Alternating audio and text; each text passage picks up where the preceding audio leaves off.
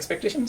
What you guys are doing is you guys are basically raising hope and imagination and assumption of other people, and that is the worst thing you can do to a kid.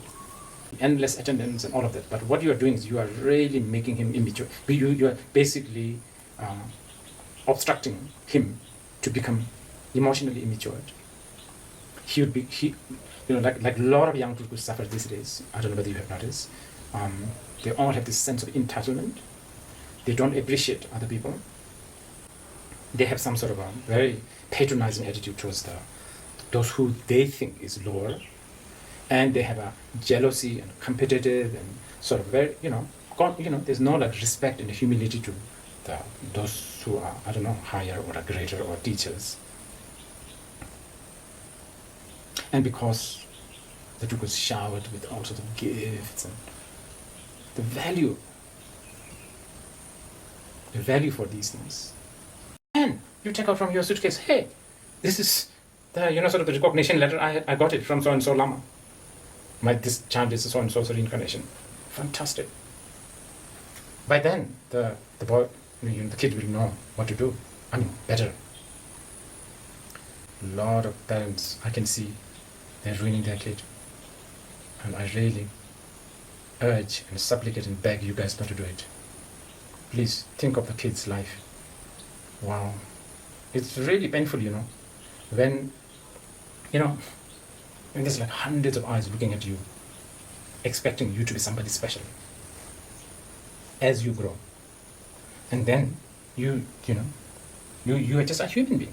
You have all the ups and downs. And in fact, you are much worse than other human beings because you have been protected completely. So you don't know how to relate to anyone. First of all, the glory day of Tulku, or the reincarnate lamas, is basically gone. Actually, glory day of any kinds of religious authority, religious icon, religious head, it's I think it's gone. Good reason. I'm happy actually that such kind of phenomena is scrutinized.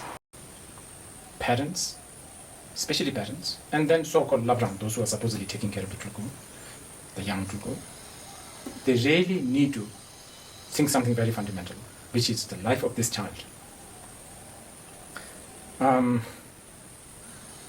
There's many ways to ruin a child's life. Yes, there's all these ways of, like being violent and, ignoring them and abusing them. We have plenty of stories like this. But there's other way too to ruin kids.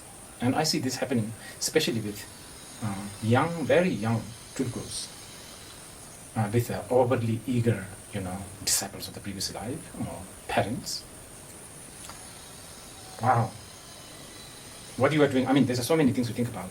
What you are doing is you are basically destroying this kid's privacy. You are putting him into some sort of a limelight, spotlight. Expectations. What you guys are doing is you guys are basically raising hope and imagination and assumption of other people, and that is the worst thing you can do to a kid. Because when the poor kid grow up, and when the poor kid, if he behaves okay, fine. When I say behave okay, I don't necessarily mean sitting on the throne, which is the case, right? Sitting on the throne like a statue. But how many hours can he sit? Anyway, most of the time nowadays, the Tulkus begin to do things. They begin to, things that